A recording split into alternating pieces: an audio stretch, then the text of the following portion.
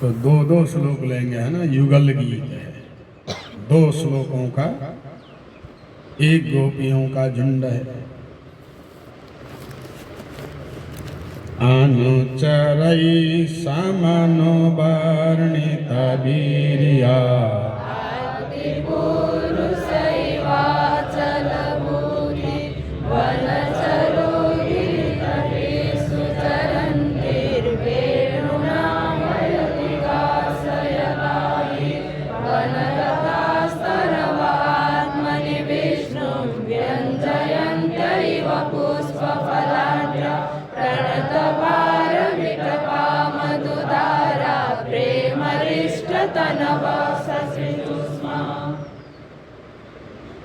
तो गौ चराने के लिए गए हुए कृष्ण के विषय में गोपियां वर्णन कर रही है कि इस समय कन्हैया वेणु बजाते हुए गौओं को बुला रहे हैं और अनुचर जो सखा मंडली है कृष्ण की जय जयकार कर रहे हैं।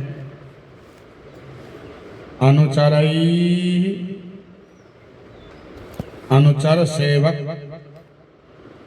अनुचरती या सा अनुचर पीछे चलने वाले ग्वाले, उनके द्वारा सम अनुवर्णित वीर्या,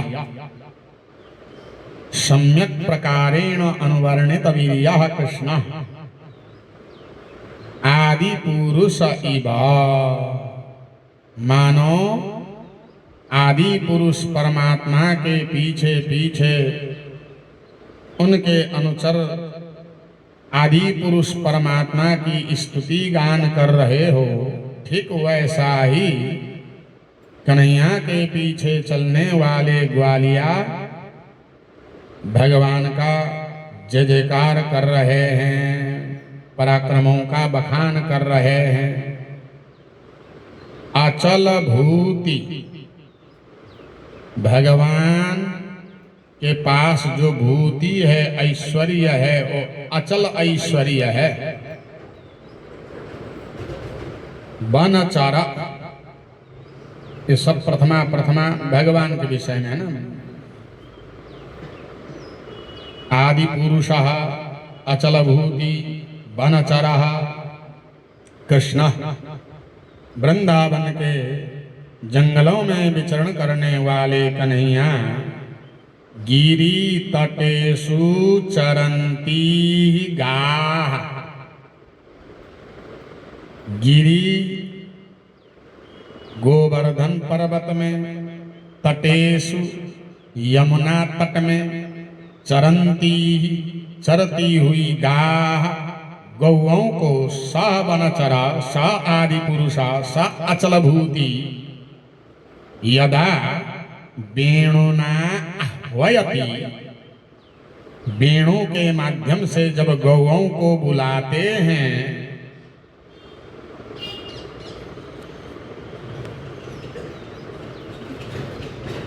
महात्मा को आने दो भैया, है ना। तो ग्वालों के द्वारा स्तुतिमान भगवान वेणु बजाते हुए जब गौओं को बुलाते हैं, तब जो है वेणु सुनकर पेड़ पौधे जड़ भी चेतन होकर मानो रस प्रवाह करने लग जाते हैं। वनलता, वन की लताएं, तरवा वृक्ष आत्मनि अपने को विष्णु व्यंजयंत इवा, विष्णु को व्यंजित करते हैं। और समझ लेना है, तो भगवान वेणु बजाते हुए किसको बुला रहे हैं? गा आह्वयति, गौओं को बुला रहे हैं। तो ये पेड़ पौधे मानो पास में खड़े हैं भगवान के, और ये पेड़ पौधे है नहीं, पीछे आप पड़ चुके हैं। ये कोई संत हैं, कोई है सिद्ध महात्मा हैं, तो ये लोग भी चाहते हैं कि कन्हैया कभी हमें ही बुलावे, लेकिन हमें तो बुलाते हैं नहीं, तो लगता है भगवान हमें नहीं देख रहे हैं। तो पेड़ पौधे फल फूलों से स्वतः लद जाते हैं और भगवान को व्यंजित करना चाहते हैं कि कन्हैया हम भी तुम्हारे पास हैं, हमें भी कभी कभी जो है बुलाया करो वेणुनाद से। तो बन के लताएं और तारावा विष्णु व्यंजयन्त्य इवा, विष्णु के सामने अपने को व्यंजित करते हैं। कैसे? पुष्प फल आढ्या, तारावा लता फूल और फलों से आढ्या धनी, फल फूलों के दान से परिपूर्ण होकर अपने को भगवान विष्णु के सामने व्यंजित करते हैं कि हम भी हैं, हमें भी कभी बांसुरी से बुलाया करो। प्राणता फल फूलों से भरकर भगवान के सामने प्रणाम करते हैं, नतमस्तक होते हैं। किस प्रकार? भार बीतापा, वृक्ष जो है फल फूल के भार से मधुधारा ससृजो, मधु यानी शहद की धाराएं सृजन करते हैं। अर्थात ये कहना चाहते हैं पेड़ पौधे कि हम भी आपको, गैया जो है मीठी मीठी दूध पिलाती है इसलिए तुम बुला रहे हो वेणु बजाकर, हम भी आपको फल फूल देने को तैयार हैं और शहद की धारा हम देने को तैयार हैं, हमें तो बुलाओ। मानो आत्मनि विष्णुं व्यंजयन्ता प्रेम हृष्टतनवा यदा वेणुना गाः आह्वयति, जब वेणु वादन करते हुए गौओं को बुलाते हैं तो प्रेम हृष्टतनवा, प्रेम के मारे हृष्ट यानी प्रसन्न हो जाता है पेड़ पौधों का तनु यानी शरीर, तनु तनु तनवा। दर्शनीय तिलको बनमाला तुलसी मधुमते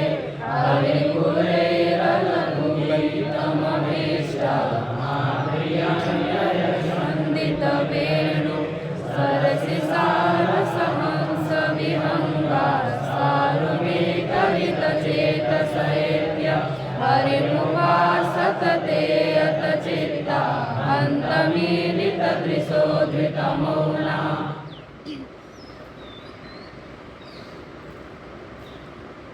दर्शनीय तिलक, भगवान तिलक कैसा लगाते हैं? दर्शनीय तिलक, दर्शनीय है, देखने योग्य है भगवान का तिलक।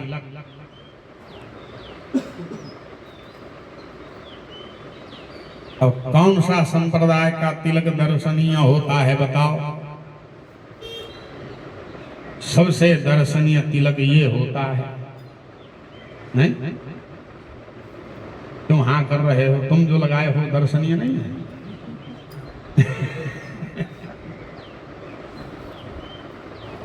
तुम मसान से आई है?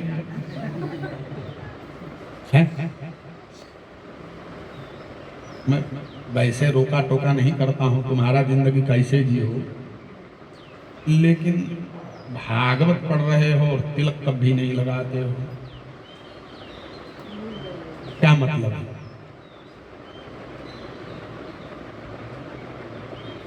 तो कैसे धर्म की जो है उठान करेंगे लोग, जो है हमको समझ में नहीं आता है।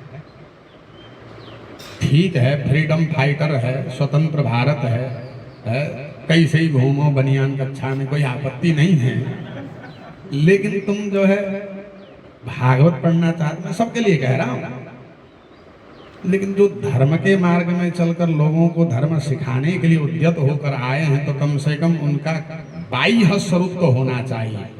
हमारे त्रिपाठी गुरु जी क्या कहते हैं बताओ?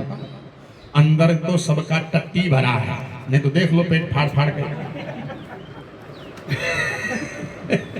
लोग कहते हैं अंदर सजाओ, अंदर शुद्ध रखो। अरे भाई अंदर कहाँ शुद्ध होगा?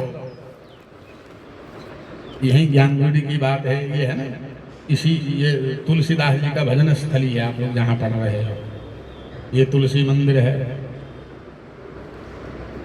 गोस्वामी जी रामायण लिखने के बाद जो है फिर वृंदावन आए और शेष जीवन इन्होंने यहाँ बिताया, फिर बाद में बनारस गए। ये तुलसी मंदिर है, गोस्वामी जी का भजन स्थली। तो पहले खूब जो है आते थे दर्शनार्थी, तो आजकल तो प्रेम मंदिर से ही फुर्सत नहीं है, फोटो खिंचा खिंचा के यहाँ कौन आएगा। दर्शन करने वाला कोई बताने वाला नहीं है। हाँ, बताने वाला भी नहीं है। अब ऐसा है ना बाबा, देखो जो वस्तु जर्जर होता है उसका जीर्ण उद्धार अगर न हो तो धीरे धीरे व्यक्ति उसको बिसर जाता है। अब कितनों बड़ो सिद्ध बने रहो, वर्तमान जो है युग के साथ अगर कंधा से कंधा मिलाकर नहीं चलोगे तो आपको कोई नहीं पूछेगा।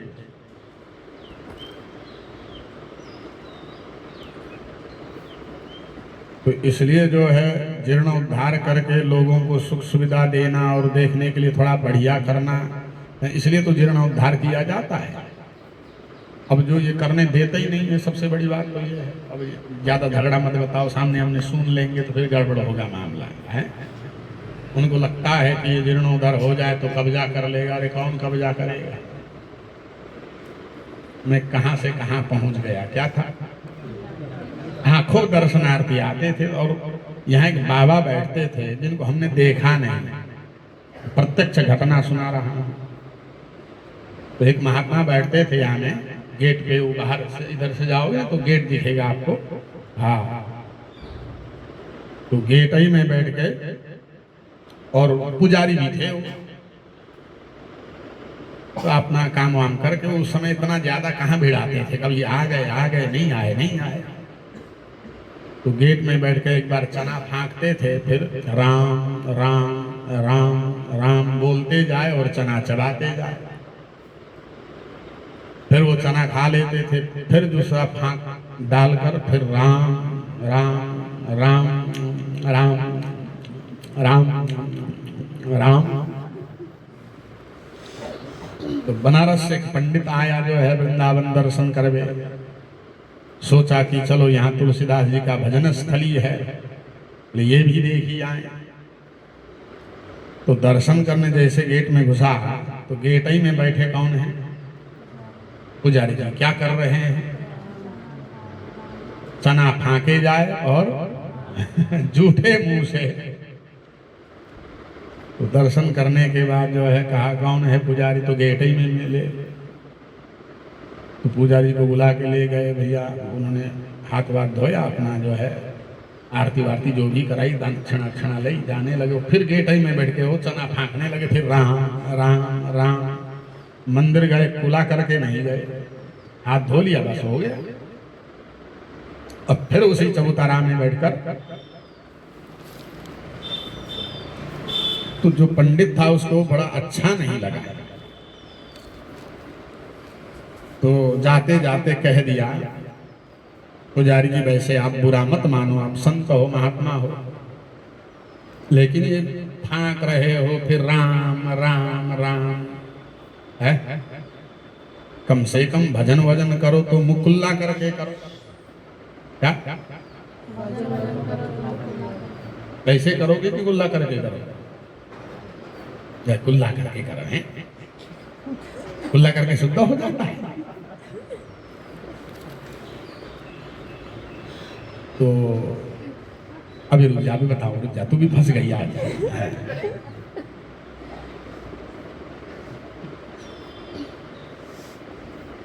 तो पुजारी ने पूछा कुल्ला करने से क्या होगा पंडित जी बताओ? अरे कुल्ला करने से शुद्ध हो जाएगा मुंह, शुद्ध मुंह से भजन कर लिया करो। बोले अच्छा रुक जाओ रुक जाओ रुक जाओ। फिर पानी ले आए, हाथ बात धोलिए। बोले अब मेरा मुंह शुद्ध हो गया? बोले हाँ हाँ अब शुद्ध हो गया। बोले ठीक है। फिर मुंह में पानी डालकर उन्हीं के ऊपर मेरे ऊपर जूठा पानी डाल दिया। नहीं, आपने तो कहा भी मुंह शुद्ध हो गया, ये कहो शुद्ध पानी डाला। तो भजन करने के लिए पवित्रो वा अपवित्रो वा सर्वावस्थांगतो वा, शुद्ध होके भजन करूंगा ये मत सोच, भूल जा। पवित्र अवस्था में अपवित्र अवस्था में, यानी व्यक्ति कितना भी नहा ले उसके बाद भी ऐसे ही मिलेगा तो निकलेगा तो मिट्टी ही। व्यक्ति कभी शुद्ध नहीं हो सकता। तो इसलिए जो है कम से कम बाहर से देखते हुए शोभनीय होना चाहिए, है ना? हाँ, तो इसलिए तिलक उलक लगाया करो, है ना? ऐसे भसड़ बन के मत पड़ो भागवत। तो भगवान देखो गैया चराने के लिए गए हैं तो दर्शनीय तिलक, कैसा तिलक लगाते हैं? कैसा होता है दर्शनीय तिलक? हाँ, जब अपनी अपनी कथा करो तो मंच में बैठो ऐसा लगाते थे। अपनी अपनी तिलक को दर्शनीय कहो, किसी संप्रदाय को क्यों कहो? है? और कोई कह सकता है भैया भगवान जो है कौन से संप्रदाय से दीक्षित थे? और निम्बार्क वालों के मंदिर में जाओ तो निम्बार्क तिलक लगा देते हैं। और श्री संप्रदाय के वहां जाओ तो वही तिलक लगाए हैं। गौड़िया के जाओ तो वही तिलक लगाए हैं। बस माथे में कोई सी न किसी प्रकार का बिंदी हो वही तिलक हो गया। दर्शनीय तिलका कृष्ण वनमाला धारण किए हुए दिव्य गंधा, दिव्य सुगंधित तुलसी माला धारण कर रखे हैं। मत वाले भौरे मंडरा रहे हैं। आलिकुलई आलघु गीतम, आलिकुलई भौरों के समूह, भौरों को अली कहते हैं। आलघु गीतम, ये भी बहुत लंबे समय से भगवान के साथ गुनगुनाते रहते हैं। लघु गीतम नहीं बा, आलघु गीतम। कब भगवान के चारों ओर वनमाला की पराग पीने के लिए गुनगुनाते हैं। अभिष्टम, भौरों की भी स्तुति है कृष्ण के लिए। अभिष्टम कृष्णम, ऐसे दर्शनीय तिलक वाले भगवान आद्रियन, अद्रि गोवर्धन के ऊपर खड़े होकर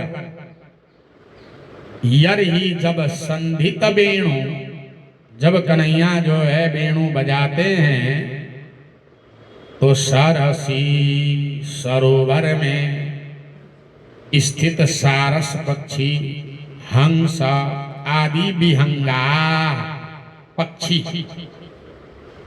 चारु गीता सुंदर गीत सुनकर हृत चेतसा, उनका भी चित्त मानो हर लिया जाता है। भगवान वेणु के माध्यम से उनका चित्त हरते हैं। फिर ये सारस पक्षी, हंस आदि पक्षी एत्य इणगतो धातु, भगवान के पास जाकर ते हरिम उपासते, वे भगवान श्री हरि की उपासना करते हैं। यत चित्ता, उनका चित्त मन बस में होता है, जो कि पक्षियों का चित्त बस में होना ये असंभव है। लेकिन कन्हैया के बांसुरी को सुनकर उनका चित्त शांत होता है। मीलित दृशा, नेत्र बंद करके धृत मौना, मौन हो जाते हैं। हंता, हाय रे, मतलब वो तो भगवान के सामने आंख बंद करके मौन होकर वेणुनाद सुनते हैं। अन्य शिकारी के सामने ऐसे करते तो न जाने कब का मार डालता शिकारी। हंता, हाय रे देखो पक्षी भी मौन होकर वेणुनाद सुनते हैं। सहबला स्रगवतं सा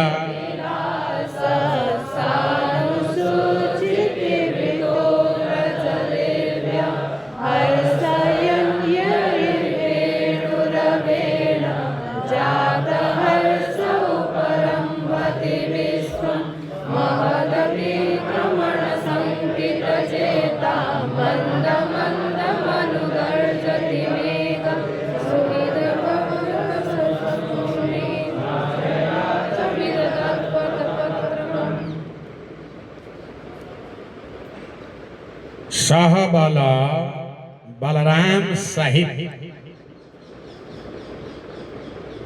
स्रग माला अवतम स खंधे में विलास पूर्ण भगवान क्षितिव्रता सानुसु क्षितिव्रता पर्वत गोवर्धन को क्षितिव्रत यानी पर्वतों को क्षितिव्रत कहते हैं। क्षितिम बिभ्रति या सा क्षितिव्रता है ना। ये जो पर्वत होते हैं ना, ये पर्वत ही पृथ्वी का भरण पोषण करते हैं।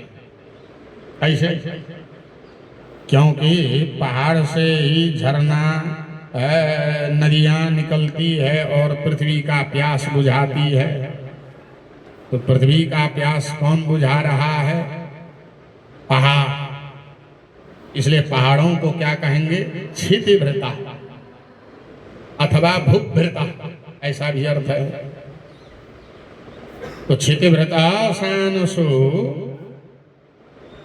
गोवर्धन पर्वत के चोटियों में स्रक अवतंसा माला पहने हुए सहबला बलराम सहित विलास लीला करने के लिए भगवान हे ब्रजदेव्या यर्हि वीरूणवेण विश्वम हर्षयन्, जब जब वेणुनाद के द्वारा विश्व को हर्षित करते हुए जात हर्ष उपरंभति, जात हर्ष स्वयं हर्षित होकर जब कभी भगवान वेणुनाद करते हैं। बोलिए सद्गुरुदेव भगवान की।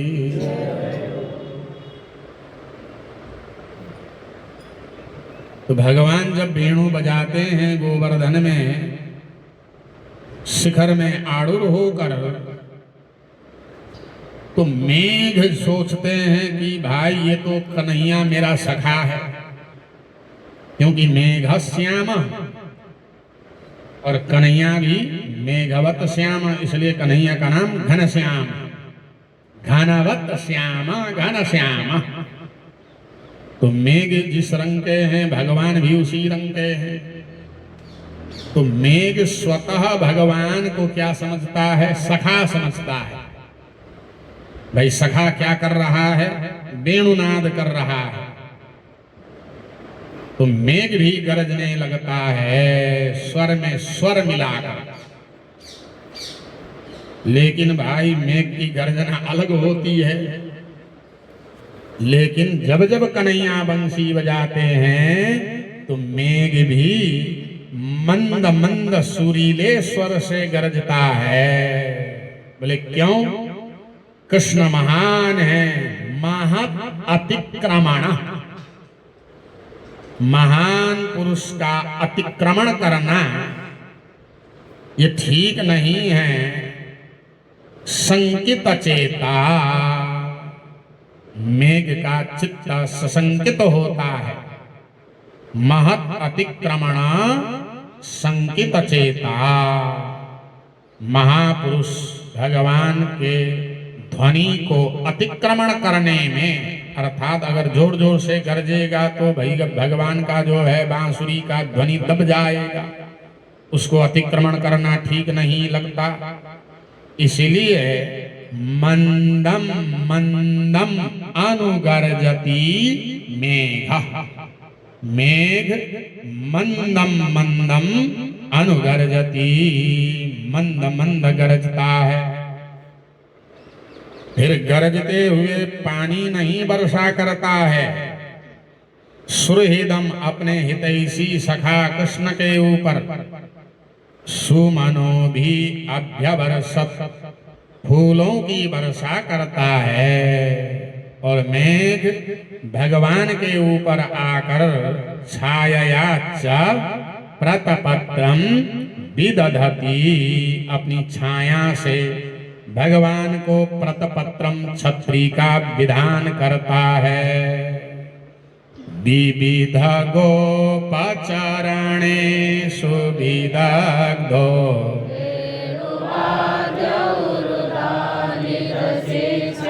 तव सुता सखियदाधरबिम्बे दत्तवेणुरनयत् स्वरजाति सवनसस्तदुपधार्य सुरेशा शक्र सर्वपरमेष्टिपुरोगा कवय आनत गन्धरचित्ता कस्मलं ययुरनिश्चिततत्त्वा। तो कथा के लिए ये चिन्ह लगा लेना दोनों श्लोक। एक आधो भाव तो सुनाओगे कि नहीं? युगल गीत का टाइम मिले सुना दियो, नहीं तो कोई बात नहीं। तो गोपियां ये चर्चा कब करती है? तो पहले श्लोक लेना है ना, कल का भूलना नहीं।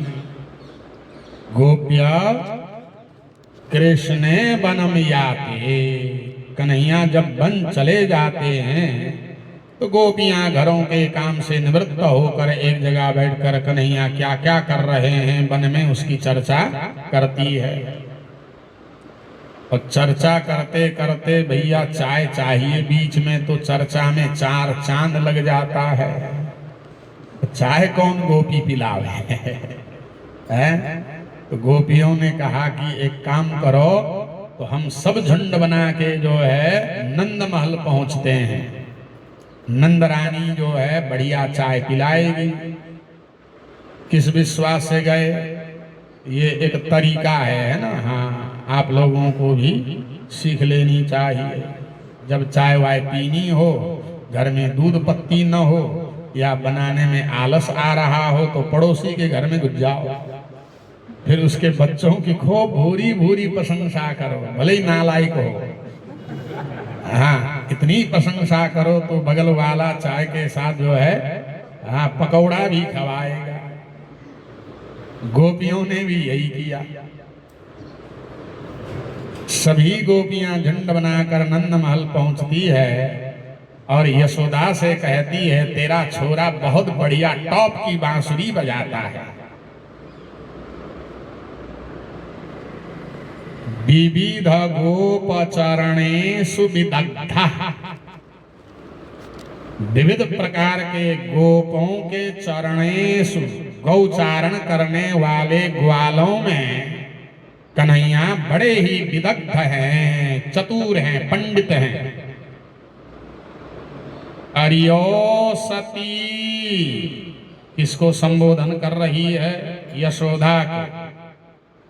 तब सुता तुम्हारा छोरा उरुधा वेणुवाद्य, उरुधा अनेक प्रकार से भिन्न भिन्न लय तालों में वेणुवाद्य, वेणु वादन करता है। ये बताओ यशोदा, तुम्हारा छोरा ने ये बंसी बजाना कहाँ सीखा? यशोदा क्या कहती है? बोले निज शिक्षा, मेरा छोरा ने कहीं नहीं सीखा, वह उसकी खुद की शिक्षा है। इससे सिद्ध होता है व्यक्ति खुद भी मेहनत करे, पुस्तक को गुरु बनाकर स्वतः शिक्षा ले सकता है। इसलिए तो कहा पुस्तके सुनाधीतम नाधीतम गुरु सन्निधौ तेन त्वां विदुषम विदुषाम मध्ये पंके गौरी वसीदसी। अगर आपने पुस्तक में नहीं पढ़ा, गुरु के पास जाकर नहीं पढ़े, तो आपको जिंदगी भर पछताना पड़ेगा। तो यशोदा कहती है मेरा छोरा वेणु वाद्य उरुधा निज शिक्षा। गोपियां कह रही है हाँ हाँ तुम्हारा छोरा बड़ा अद्भुत बजाता है। यदा अधर बिंबे दत्त वेणु, अधर बिंबे, अधर ओठ भगवान के बिंब फल के समान, बेल के फल के समान मोटा होठ है।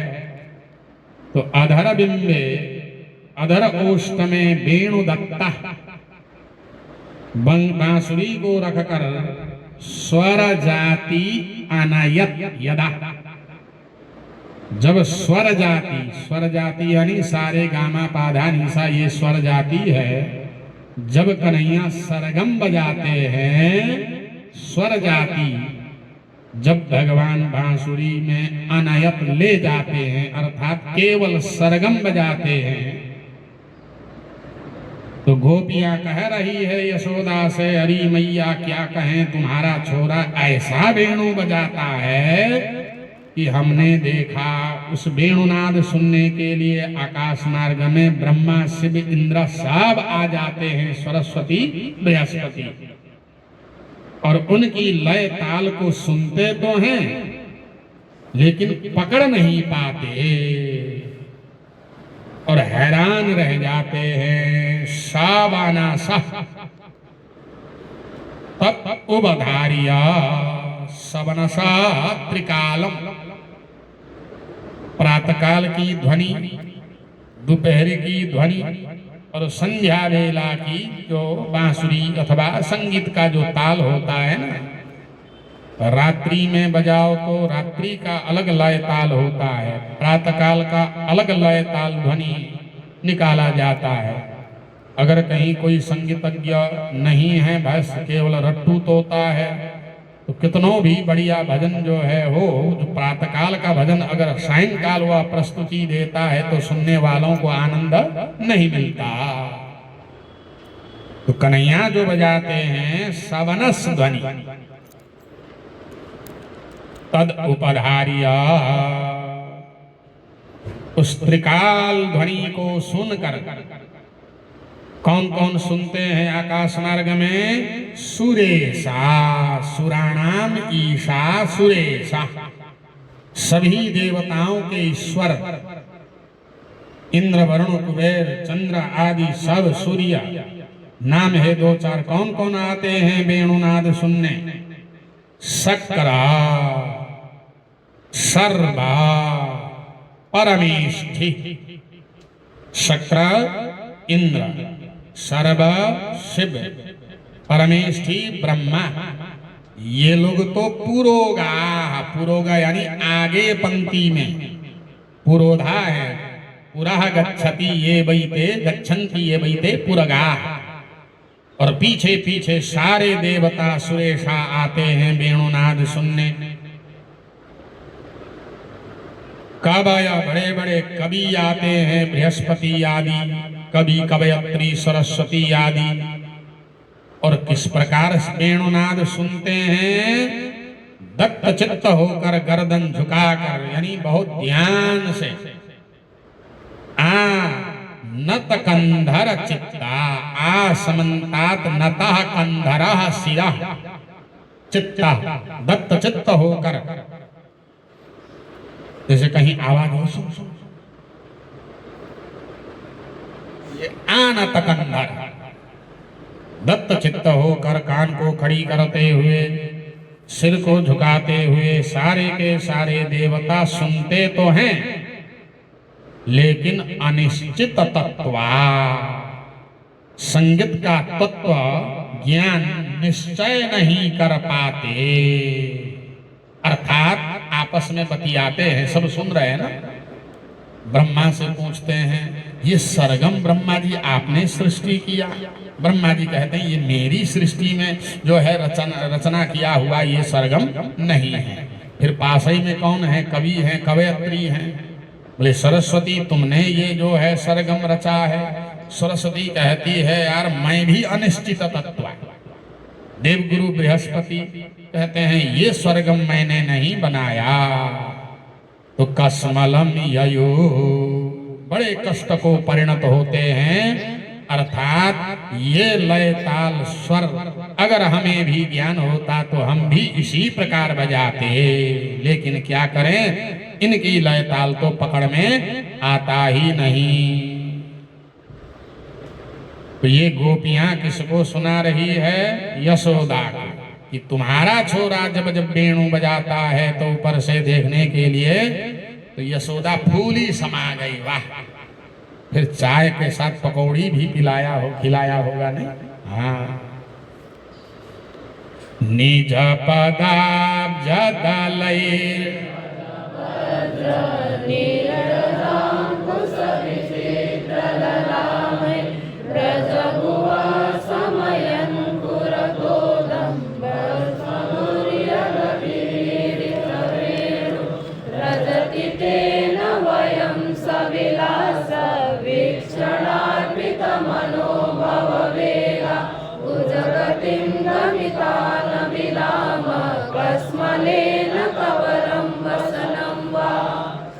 दो दो लेन तो ये दोनों ऊपर का है ना, अभी जो पढ़े उसको चिन्ह लगा लेना, प्रस्तुत कर देना।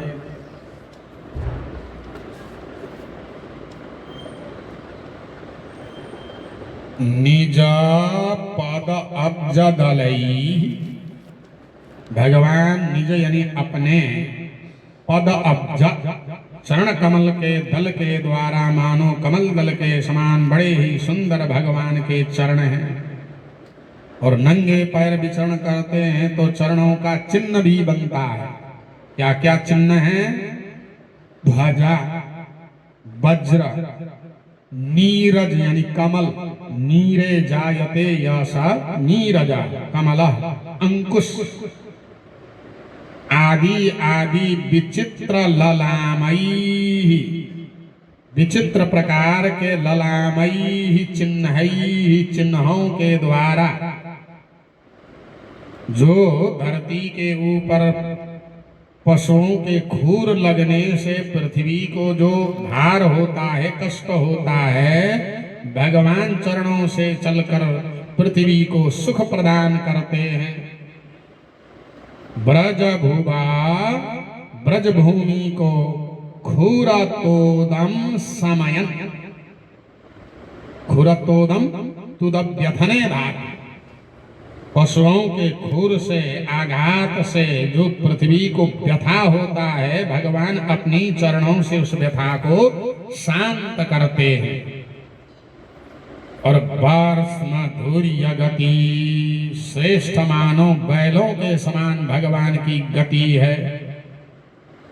ईडित वेणु, ऐसे भगवान ईडित वेणु, जब भगवान नंगे पैर चलते हुए भिन्न भिन्न चिन्हों को अंकित करते हुए पृथ्वी के खुर के आघात को समन करते हुए जब भगवान मस्ती चाल में चलते हुए यही ईडित वेणु, जब वेणु बजाते हैं तो क्या होता है? तो युगल है ना, तो एक दोनों श्लोक एक साथ ले लो।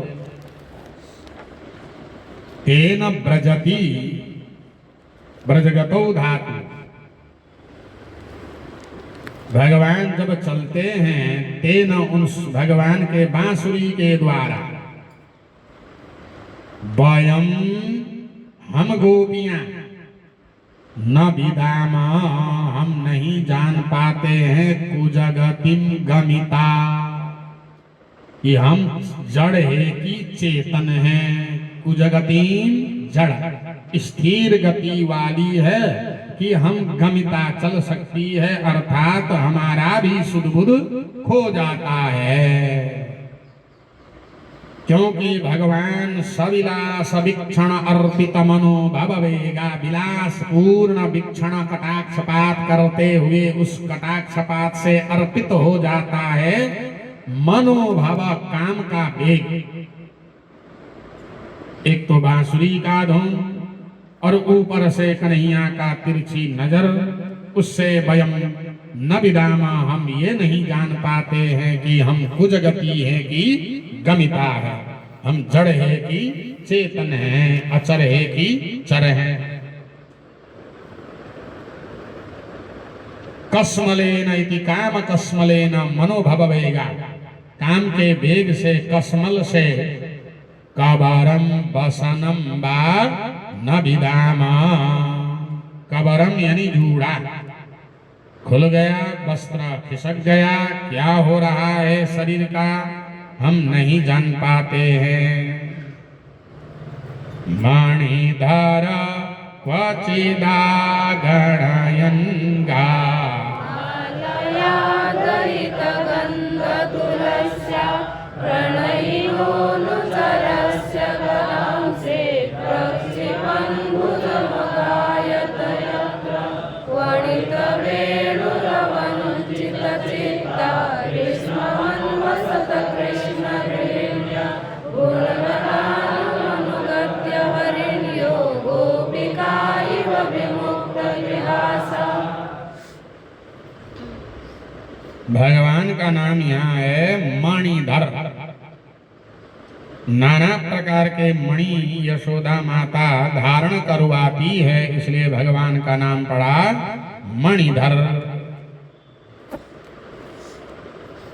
वे मणिधर भगवान मणियों को धारण किए हुए माला लेकर जाते हैं, झोली माला, भजन करने के लिए बोले नहीं, गौओं को गिनती करने के लिए। क्वचित कभी दयित मालया गंध तुलस्या गाह आगणयन। तुलसी भगवान के लिए बहुत प्रिय है, इसलिए दयित मालया, दैत यानी प्रिय माला, सुगंधित तुलसी माला, तुलस्या मालया गाह आगणयन। अभी तो भैया वो गोला निकला है, हाथ में घुसाते हैं, क्या उसको क्या कहते हैं, काउंटर क्या है भगवान जाने, हमको समझ में नहीं आया। नहीं, अरे झोली माला देखने में कितना बढ़िया शोभनीय होता है, अब प्लास्टिक से क्या पता शरीर का जो है नुकसान ही हो रहा होगा। ठीक है, तो भगवान गौओं की गिनती भी जो है तुलसी माला से करते हैं। और किस प्रकार, बोले एक हाथ से तो तुलसी माला लेकर माला फेर रहे हैं, गौओं की गिनती कर रहे हैं, 1 2 3 हैं, और दूसरी हाथ से वेणु बजा रहे हैं।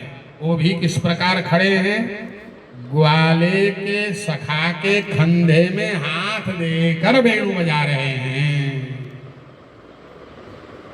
प्राणाइन अनुचरस्य अंशे, प्रेमी अनुचर सखा के कंधे में कदा यदा कदा भुजम प्रक्षिपन, भुजा को रखकर यत्र अगायत, जहां वेणु गीत गाते हैं, अर्थात बंसी बजाते हैं। क्वणित वेणु रबा, क्वणित यानी बजाया हुआ जो वेणु का रब है, ध्वनि है, उससे वंचित चित्ता, गोपियों का चित्त वंचित हो जाता है। अर्थात जिस काम में चित्त लगा कर जो है वह लीन थी, अब वेणुनाद सुनते ही वहां से चित्त हट जाता है। और कृष्णम अन्वसते, कृष्ण के समीप पहुंचती है। कौन? गोपियां नहीं, कृष्ण गृहिणियां। कृष्ण हिरण, काले हिरण को कृष्ण हिरण कहते हैं। उनकी गृहिणियां, उनकी घरवाली हरिण्या, कृष्ण गृहिण्या हरिण्या। क्वणित वेणुरवा वंचित चित्ता, क्वणित यानी बजाया हुआ वेणु रब सुन कर उनका चित्त वंचित हो जाता है। और कृष्ण सार हिरण की जो गृहिणियां हैं, हिरणियां, कृष्णम अनुआसते, कृष्ण के पास पहुंचती है। वो जानती है वे हिरनिया कृष्ण के पास हम पहुंचेंगे तो कृष्ण हमें मारेगा नहीं, पुचकारेगा नहीं। तो हिरण जो है हमेशा इन संगीतों से डरते हैं, क्या पता कोई शिकारी फंसाने के लिए ही संगीत बजा रहा हो, क्योंकि हिरणों को जो है संगीत बहुत प्रिय होता है। हिरण पकड़ने वाले बांसुरी बजाकर ही जो है हिरणों को मोहित करके अपना बाण मारते हैं और उनको मार डालते हैं। तो कृष्ण गृहण्य हरिण्य, उनको पता है कृष्ण हमें मारेगा नहीं, क्यों? गुण गण अर्णम कृष्णम, कृष्ण के पास गुणों का गण है, समूह है। कितने गुणशाली हैं भगवान? अर्णम, अर्णमिति अर्णवम समुद्रम, गुणों के समुद्र है कन्हैया। ऐसे भगवान के अनुगत्य पीछे जाकर वह वेणु सुनती है। मानो वो हिरणी नहीं है, गोपिका इवा, मानो गोपियां हैं। विमुक्त गृह आशा, जिस प्रकार गोपियां घर की आशा छोड़कर भगवान के पास पहुंचती थी, पतिसुतान्वया भातृबांधवान अति विलंघ्य, ठीक उसी प्रकार बन के हिरण भी विमुक्त गृहाशा, घर के आशाओं को त्याग कर कृष्ण का वेणुनाद सुनती है। कुंद दाम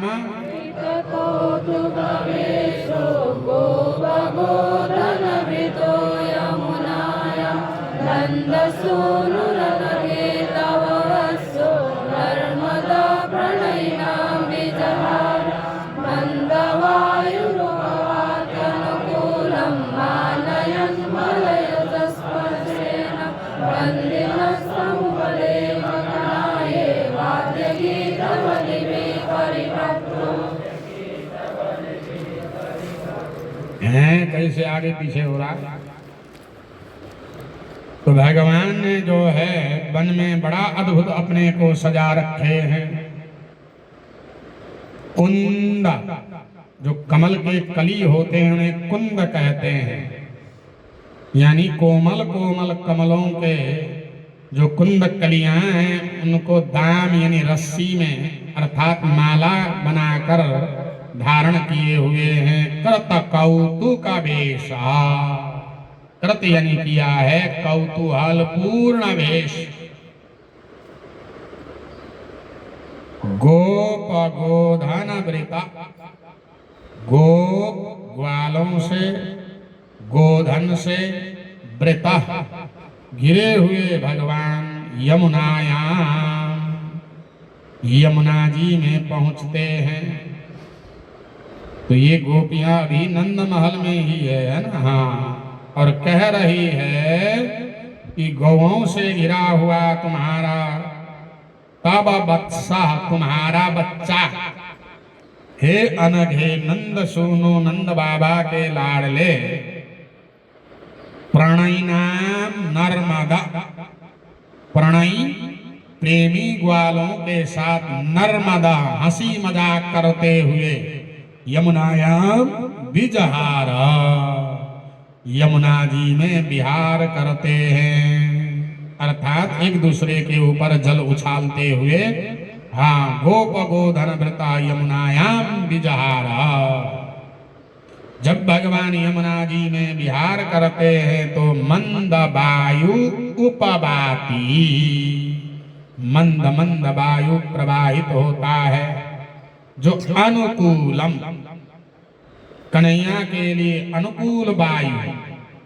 तो कन्हैया के लिए वायु अनुकूल कब होगा? केवल मंद नहीं बल्कि सुगंध भी होगा। बोले नहीं नहीं, जब कन्हैया यमुना किनारे जाते हैं तो मंद के साथ साथ सुगंध शीतल वायु। तो वायु भी मलयाचल पर्वत में जाकर चंदन के पेड़ में लिपटते हुए सारा सुगंधी लाकर भगवान के सामने उड़ेल देता है। मानन भगवान को सम्मान देता है वायु। माला या जा स्पर्शेना उपवाति, मलयज, मलयाचल पर्वत में जन्मे हुए चंदन के पेड़ को स्पर्श करते हुए अर्थात वह वायु सुगंधित होकर भगवान को सम्मान देते हुए अनुकूलम मंद वायु उपवाती। तब ये उपदेव गण, जो उपदेव गण है आकाश मार्ग में, बंदिना बंदीजन वाद्य गीत बलि भी परिबभ्रु, जल विहार करते हुए भगवान को परिबभ्रु घेर लेते हैं देवगण। वाद्य गीत बलि भी, नाना प्रकार के बाजे बजाते हुए, गीत गाते हुए, भेंट सामग्री देकर भगवान का वर्ण करते हैं, सम्मान करते हैं। बत्सलो ब्रज गवाम वंद्यमान चरण पतिवृत्ते कृष्ण गोधन मुकोय विनान्ते गीत वेणुरनुवेदित कीर्ति उत्सवं समनुचापि दृशेना मुन्नयन् कुरलसुरिवस्त्र दिशयेति सुराशिषये स देवकी जठरमूलराज।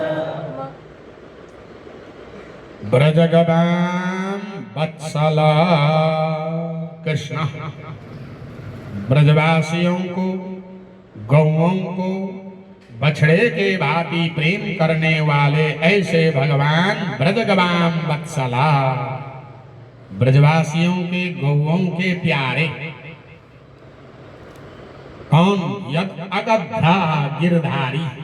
देखो यहाँ अगधा ना गच्छत, यद अलग कर देना, फिर बचा क्या? अगधा ना गच्छति इति अगः गोवर्धन पर्वतः तम धरति यासा अगधा गिरधारी।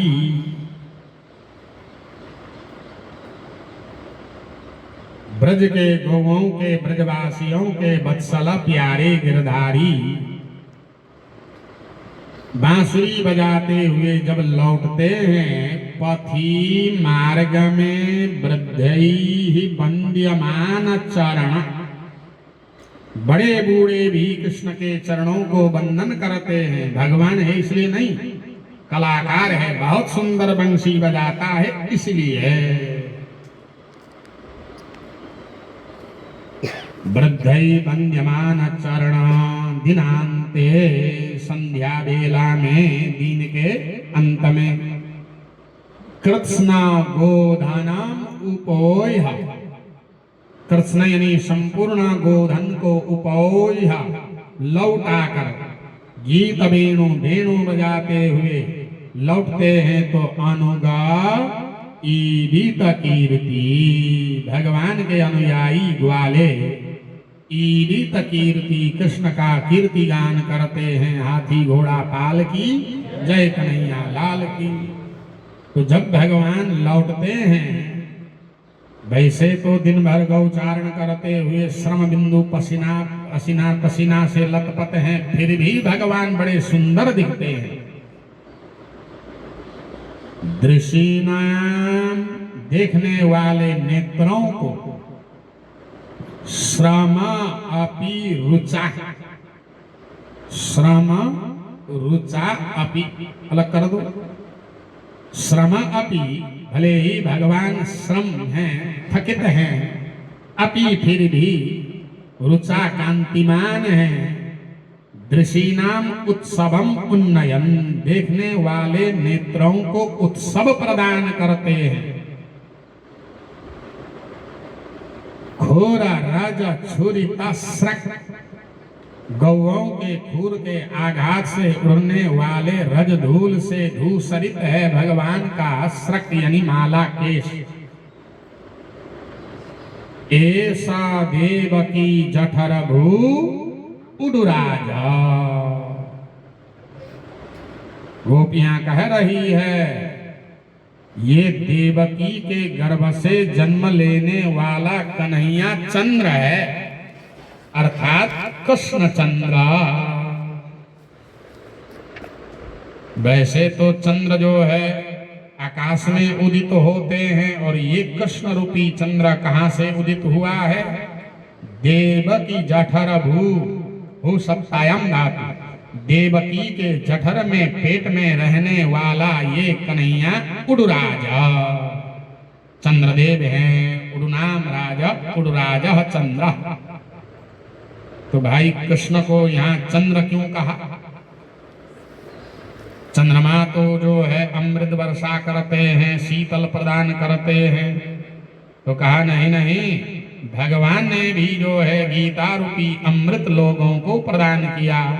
जो गीता रूपी अमृत पीता है न, दुग्धम गीतामृतम महत्, और जो उस ज्ञान को धारण करता है उसको जीवन में शीतलता का अनुभव होता है। इसलिए देवकी जठरभू कृष्ण अपि उडुराज तद्वत् एवा।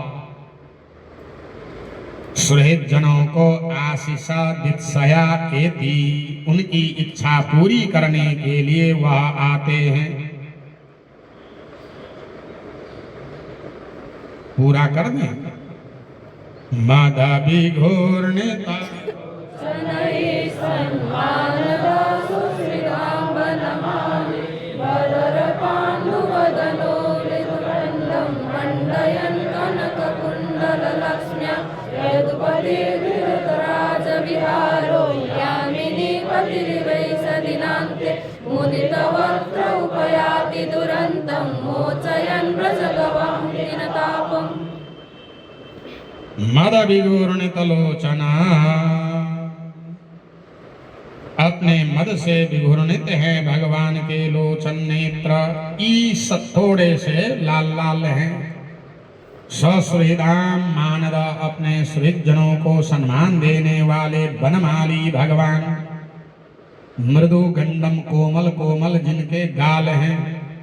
मुख कैसा है? बोले बदर पांडु बदना बधरा बैर, बैर के समान पीले पीले हैं जिनके मुख कमल। कि भगवान के मुख को यहाँ बैर के साथ जो है तुलना क्यों किया बताओ? जब बड़े बूढ़े भगवान को चूमते होंगे तो पसीना उनको जीभ में लग जाता है, तो पसीना कैसा होता है? नमकीन नमकीन होता है। जैसे बैर जो खाओ तो कछु मीठा लगेगा, कछु नमकीन लगेगा। तो बादारावत पांडु बादाना।